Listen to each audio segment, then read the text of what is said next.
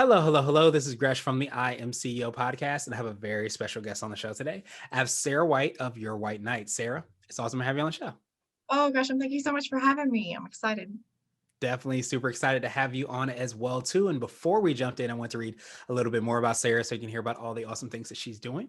And Sarah is a local entrepreneur in the DC, Maryland, and Virginia area, where she has been working in restaurants for most of 20 years. Having done everything from busing and hosting up through chief operational officer, she decided to venture out and start her own consulting firm, Your White Knight. And during the height of COVID, as restaurants are failing, she began working with several local places to help them find a way to survive and then thrive. Sarah, are you ready to speak to the IMCO community? I think I'm ready. Awesome. Well, let's do it then. So, to kind of kick everything off, I want to hear a little bit more on how you got started. Could you take us through what I call your CEO story? We'll let you get started with the business. Absolutely. So I started when I was 19, took my first restaurant job, paying for college, like most people. And it was just going to be a temporary thing. And it turned out I loved it. I loved the restaurant and the organization and the way that it ran. So for the next 19 years now, I was in and out of different positions. Like I said, I started out hosting, which is where a lot of people start. And then I moved up to different parts of the front of the house, and you start looking in the kitchen going, what are they doing over there? That looks kind of cool. I'm going to try that out. And I talked him into I lived on the Outer Banks, and in some slower nights, Outback would let me jump in the kitchen and learn a few things. Pretty soon Nice. they were like, hey, do you want to maybe manage? And that's just the track that you start taking if you stick in a restaurant long enough. And I loved it. Couldn't wait to learn the next thing. Got some of the best training in the business from some chain restaurants, and then branched out to Lost Dog Cafe in Northern Virginia, who has been my home for years now. I love them, work very well with them, and I'm proud to be chief operating officer for YHR Holdings, which owns 3 of the Lost Dog Cafes. So just moving right along, I decided, hey, if I'm going to keep taking different management jobs and jumping in to fix things, and then I'm kind of bored, what do you do next? It's running well. I need to venture out. So I decided some friends' restaurants were struggling during COVID. Hey, why don't I jump in and give them a hand, teach them a few tricks that I know that might make things smoother. And one of my ladies groups said, hey, why don't you make that a business? Like, oh, you mean I could get paid for this? So I turned around and started, advertising that direction. I've got several clients now over 4 states, and really enjoy helping people not only get through COVID, but we see light at the end of the tunnel. What are we going to do next? How are we going to grow? And what's going to be the next big thing? So really enjoying seeing that bright spot at the end of all this.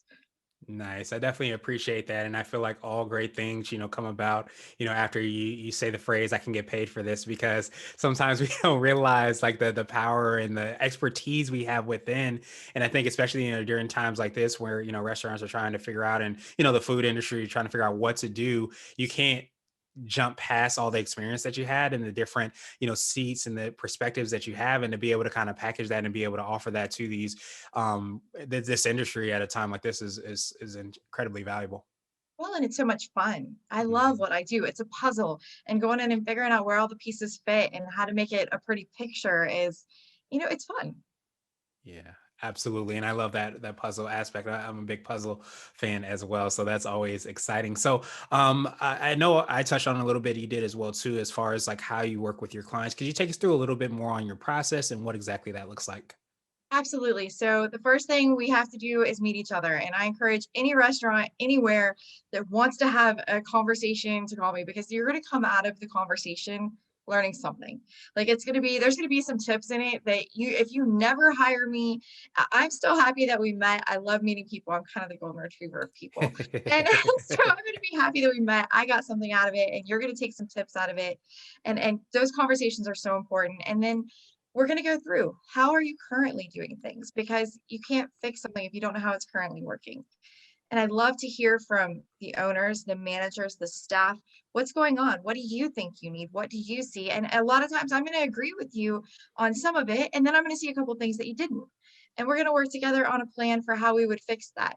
Then we start talking about, moving forward to actually work together. So you get a lot of my time and a lot of knowledge before we've ever even talked money. It's definitely worth the call. Yeah, absolutely. And I love that phrase. I might have to borrow that from you, the golden retriever of people, because that's absolutely awesome. I'll be the golden retriever of podcasters, I guess, something like that. That's perfect. That fits you. That'll work. But no, that it's so huge. And I mean, I think so many times, and I don't know if you find this when you talk with clients, when you're sometimes in the business, in the restaurant, it's very hard to get outside of yourself and have that outside perspective and along with the expertise. So that's why it sounds like, getting that second set of eyes or maybe third or fourth set of eyes to really give you perspective, but also with that knowledge is insanely important. Well, it's so true. And, you'll see maybe some of the biggest things, but you won't know the cause. You might Mm, know why, you can tell that your food isn't going out on time. You can tell that right. your tickets are late and you think that it's one reason. And I can tell you five others that it probably is also. If your Mm. people have to move their feet from here to the walk in every time you order something, one, we use that walk in to cry in. I don't know if everybody knows that, but that's where we do all of our emotional, like get it out moments. So you just lost your guy, and if you're already wrecked, he's probably back there going to take a minute. So it's it's those kind of timing issues we can talk through. Yeah, absolutely. It always helps to know from somebody that actually knows the industry, and can see that. And so, would you consider that to be what I call your secret sauce, the thing you feel kind of sets you apart? Is it that ability to be able to see those things from that experience and be able to say, "Hey, it might be that person that's crying in that specific section." I've been that person eating ice cream in the floor of the walk-in going, I'm not going to make it. I don't know. So I get it. And I think that you're right. I think that's what it is that I've been there. And, I've had that night where everything crashed around you and how do you dig yourself out of it? And been there with a team that's done successfully and been there with a team that didn't do so successfully. And it's all those Mm. different experiences that add up to learning some. I took notes on the worst days and on the best days. I took notes, and now it's using those notes to help you not have to deal with that.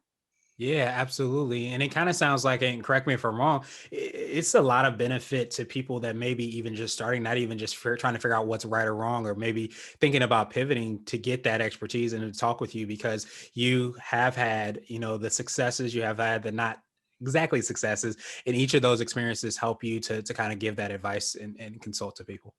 Early is always better. So I have Mm, a couple of people now that are looking at opening restaurants for the first time. We have a lot of, unfortunately, restaurant spaces open right now. And there's definitely, if you have always had a passion and it's your life's dream to have a restaurant, there's definitely some appeal to jumping in now while prices are down, while there's more of an yeah. ability and being ready to go as we open back up. And I definitely support that decision, but call me early. Let's go ahead and set you up for success so that, when the next emergency comes along, whatever that happens to be, whether it's your truck didn't show up and you have no food, or it's a global pandemic, we're ready. We're set up for success and we know how to go into it and how to survive and thrive. Yeah, absolutely. And knowledge is definitely power. And you can't always, guarantee success, but you can get as close to setting yourself up for success as you said, so well. And I think being able to kind of lean on that expertise, and know, from people like you that know exactly what's going on in the industry, know exactly how to be successful, allows you to increase the likelihood of being successful. Exactly. It's just being prepared for anything, because if you've Yeah. ever worked a restaurant on a Friday night, you have to be. Yes, everything and anything always happens. So I wanted to switch gears a little bit and I wanted to ask you for what I call a CEO hack. So this could be like an app, a book, or a habit that you have, but what's something that makes you more effective and efficient? I know it's probably the most generic answer in the world, but my people. So I'm in four chambers of commerce. I'm in, several different groups, National Association of Women Business Owners, DC Fempreneur, just the people, the things that I learn and the networking that I do, and just having those people that I can call up and say, hey, I know that you've dealt with this and I have no idea. Like I'm out of my depth, or even I've dealt with this 100 times and I'm drawing a blank, but I need somebody. When I picked the name for my business, I sent out a Facebook message and I was like, okay, who's free and feeling creative? And I had five ladies hit me back instantly. They were like, we're here for you. What do you need? I started a little private chat. We went back and forth on names and they helped me pick it. So it's just having people. Yeah, and it's huge because I always say like to sometimes start a business, you kind of have to have a little bit of ego to say, hey, I can help out as far as like creating something that's bigger or helping people turn around. But I think you brought up a really good point is the people that are surround you, but also asking for help is huge. And I think so many times we can let that ego take over us and lead us to not be successful because we need to ask for help and we have the people around us. How can we ask them so that we can increase our likelihood of being successful? I wish I'd learned that 20 years ago. Mm, It's something that really I think comes with age and with practice. You do it the first couple of times and you're like, oh wait, this was actually really great. So I yeah, wish that I had, broken down and asked 20 years ago and learned how cool it would be. But COVID has taught us one thing, and that is yeah. social media can be a great thing to bring people together. And I've just met the most amazing people all over the world. And leaning in and asking them for help the first time was a little intimidating. And after that, it just flowed like, oh wait, they want to help you. Right. That's the big secret is people want to be there for you, and they feel that bond with you when they get to help you with something. Yeah, it's so powerful, when you start to realize that. I think and probably everybody, has that struggle to some degree, but someone told me that one of the best things you can do is to give to somebody else. And if we really like reverse that and think about asking for help, we're asking and giving somebody the opportunity to give. So if we don't ask for help, we're kind of blocking somebody from that opportunity to do one of the greatest things. So if you see my younger business stuff as well, please also tell him that do that a lot sooner. Right. Awesome, awesome, awesome. So that might be what you consider what I would call a CEO nugget. So that could be a word of wisdom or a piece of advice you would tell a client. Or is there something else that you might tell your younger business self? So younger business self, I think I would just say take more chances, trust you a little bit more, because everybody, and here's something I like to tell my nieces, they're teenagers now, and I like to say, when you walk into a room and you're standing there wishing somebody would talk to you, everybody around you is wishing the exact same thing. Mm, So if you just have that mindset in any situation that you go into, any business meeting that you walk into, or even when it's going in for an interview, you go in for a job interview for the first time, do you think that the people around you aren't sitting there thinking, I wish somebody would talk to me? They mhm, are, and you're thinking the same. So be the one to say, hey, my name's Sarah. Your name's Gresham. Very nice to meet you. mhm. What are you here for? Let's talk. Just being that connection for other people, it's gonna change your life in ways that you wouldn't expect, and it's going to change their life too. Yeah, and I think it speaks a lot to that human aspect, that you kind of reference, with the people that are around you too. I think so many times we get so stuck within our brain and our perspective that we forget to look outside and understand that while, we're hoping somebody comes and talks to us, so is somebody else. So why not just initiate that? And a lot of times that bond could be like, I was really nervous to come talk to somebody. I wanted somebody to talk to you. And that person's like, yeah, I was actually thinking the same thing. And then you have a connection. Well, and think about the lunch table. I mean, we've known this since we were Mhm. kids. You sit at the Yeah. lunch table by yourself and wish somebody would invite you to sit with them. You could be that person to invite somebody, to your metaphorical table as an adult, or Mhm. even literally at lunch, meeting the other people that you work with. Or it changes your life to have people. Yeah, absolutely. And a lot of times you get those lifelong connections, those bonds, those relationships, business ventures, who knows? But you never really get that unless you take that step and ask. Exactly. And you never know when people are going to come back up. True. You won't see people for years. And then all of a sudden, funny story, and I'll try not to take too long here, but Go a for it. friend of mine in New Bern, North Carolina, we're both Mm. living there. We're friends. He ends up moving back home to be with his family in Baltimore. We lost contact, hadn't talked to him in years. I come up here, go to work for Lost Dog Cafe, go to a Cisco event, and he's there. I mean, we hadn't seen each other and it had been so long. And I mean, I'm just tearing up. Like, that's my friend, and I get to see him again. So you never know when it's going to happen. Yeah, absolutely. And that's why it's so important to make sure, you're putting your best foot forward and you're being true to yourself in so many different aspects because you never know who knows who, you never know who's going to come up later on in life. And I think if you're consistent, you stay true to yourself and, you're doing good things at the end of the day, then I think that always comes back to be something that pays, so many times over. Exactly. And knowing when it's right to burn a bridge and when to maybe walk away. Yeah. because you don't know, like we said, when that person is going to be, somebody that you run back into. And people change, circumstances change. So always leaving that door open for forgiveness and moving on to the next section of your life, because you just don't know. Yeah, absolutely. And I think that that's always the balance beam of life, figuring out when is the right time to burn that bridge and how to burn that bridge and when is not the right time. If So anybody comes up with a formula for that, my email will be in yeah, the chat later. yes. And make sure to CC me as well too, please. Right. So Sarah, I wanted to ask you down my absolute favorite question, which is the definition of what it means to be a CEO. And we're hoping to have different quote unquote CEOs on the show. So Sarah, what does being a CEO mean to you? So to me, CEO is not a job title, it's a life title. It is something that defines your existence, basically. So I may just now be CEO of a corporation, of my own little corporation, but I've been the CEO of my life for, let's not get into how many years now.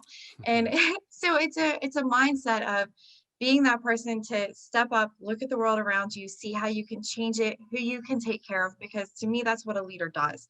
That's what somebody that's given responsibility of being in charge of people, you work for those people, you take care of those people, those are your people. And so it's just doing that every day, all day, no matter what circumstance you're in.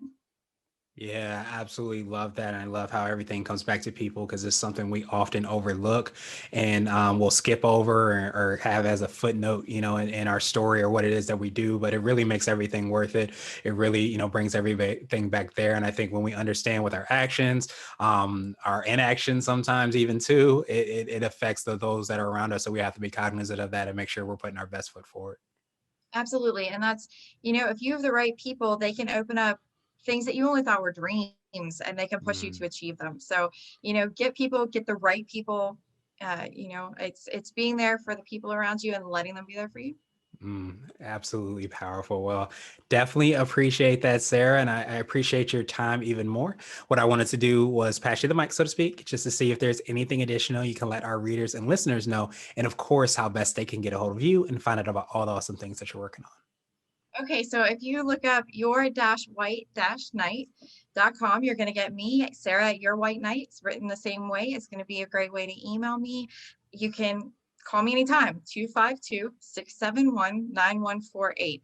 That number is public. It is my cell phone, and you will get me anytime that you want to have a conversation. I'm here for you. So I'd love to talk to anybody interested in talking about specifically restaurants, but the world in general. Hey, I'm up for it. Let's meet. Awesome, awesome, awesome. And to make it even easier, we'll have the links and information in the show notes as well, too. But truly appreciate you, Sarah, for all the awesome work that you're doing, the time that you took today. And I hope you have a phenomenal rest of the day. Thanks. You too, Christian.